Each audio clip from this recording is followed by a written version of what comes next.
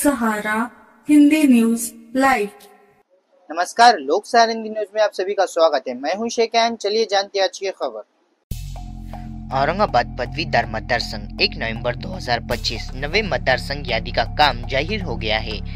इसी ओर से नांदेड़ जिला अधिकारी श्री राहुल कर्डिले ने किया नांदेड़ की जनता से आह्वान, नवे यादी में जिसने अभी तक अपना नाम नोंद नहीं किया है वो जाकर मतदार संघ यादी में अपना नाम नोंद करे।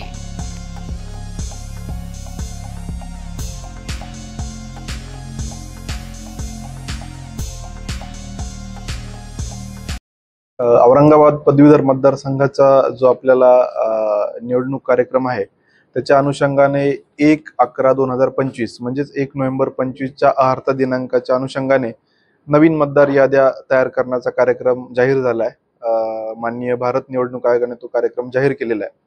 तर त्या अनुषंगाने आज आपण तो कार्यक्रम सुरू केलाय आणि साधारणतः 6 नोव्हेंबर 2025 पर्यंत आपल्याला ही मतदार नोंदणी कार्यक्रम हातात घ्यायचा आहे।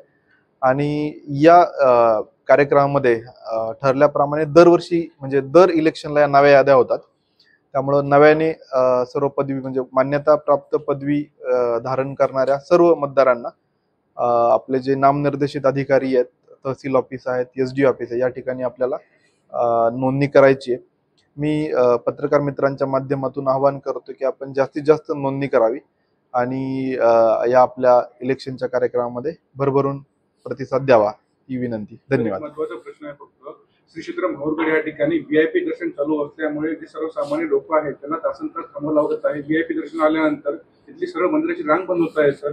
आणि दुसरी बाब म्हणजे सर्वसामान्यांच्या गाड्या, ज्येष्ठ नागरिकांच्या, दिव्यांगांच्या, आजारांच्या गाड्या वर सुरू नाही, पण एखादा कोणी राजकीय पुढारी आला, एका संघटनेचा आला, त्याच्या सरळ गाड्या वर जात आहेत सर। काल एका संघटनेचे कार्यकर्ते चक्क 400 ते 500 कार्यकर्ते VIP दर्शन त्यांनी केले सर। याच्यामुळे सर्वसामान्यांवर खूप मोठा फटका बसतोय सर।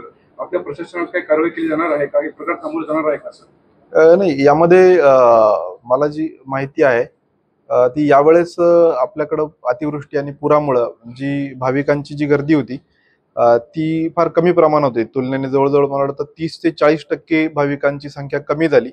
एकतर पूर आणि अतिवृष्टी कारण होतं, दुसरी जे हे होतं की जो जाणारा मार्ग आहे तिथेही मोठ्या प्रमाणात पैनगंगेला फ्लड आला होता, त्यामुळे ती संख्या कमी होती। तरी पण आम्ही यावर्षी एक प्रिकॉशन अशी घेतलेली आहे की जाणारा जो मार्ग आहे, आधी काय व्हायचं की जाणारा आणि येणारा एकच मार्ग होता, यावेळेस आम्ही मागच्या मार्गाने एक्झिट केली आहे आणि काही प्रमाणात VIP दर्शनचं पण हे आलं होतं, परंतु त्याला सुटसुटीत करण्यासाठी निश्चितपणे आम्ही पुढच्या अजून चांगलं प्लॅनिंग करू। कारण माहूरच्या बाबतीमध्ये आपण जर बघितलं की आता स्कायवॉकचं पण काम चालू आहे, त्यामुळं फार अडचणी सध्या तरी आहेत। तर आमच्या माहूरच्या बाबतीत एक 2-3 गोष्टी आहेत। एक तर दिवाळीनंतर हे जे 35 दुकानदार आहेत ज्यामुळे आपलं स्कायवॉकचं काम थांबलेलं आहे त्यांना आम्ही राजी केलंय आणि त्यांना एक मागचं जे पार्किंग एरिया आहे तिथं तात्पुरते शेड केलेले आहेत। तर हे काम जर आपलं संपवलं तर निश्चितपणे तिथं एक मोकळी जागा थोडीशी मोठ्या प्रमाणात तयार होईल। तर काही अडचणी उद्भवल्या, परंतु मला वाटतं पुढच्या वेळेस 100% याच्यामध्ये खूप चांगली व्यवस्था झालेली आपल्याला बघायला मिळेल। धन्यवाद। आपण दुकानदाराचा उल्लेख केला, पण त्यामध्ये 2 ते 3 दुकानदार असे आहेत त्यांना त्या ठिकाणी अन्याय होतो त्यांची अशी भावना आहे सर। त्या दुकानदाराची पण भेटी घेणार आहात का?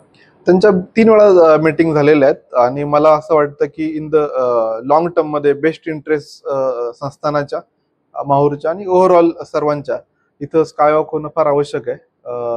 त्यामध्ये जे आपण तात्पुरते शिफ्ट करतोय यांना आपण शॉपिंग कॉम्प्लेक्स मध्ये परत प्राधान्य देणारच आहोत।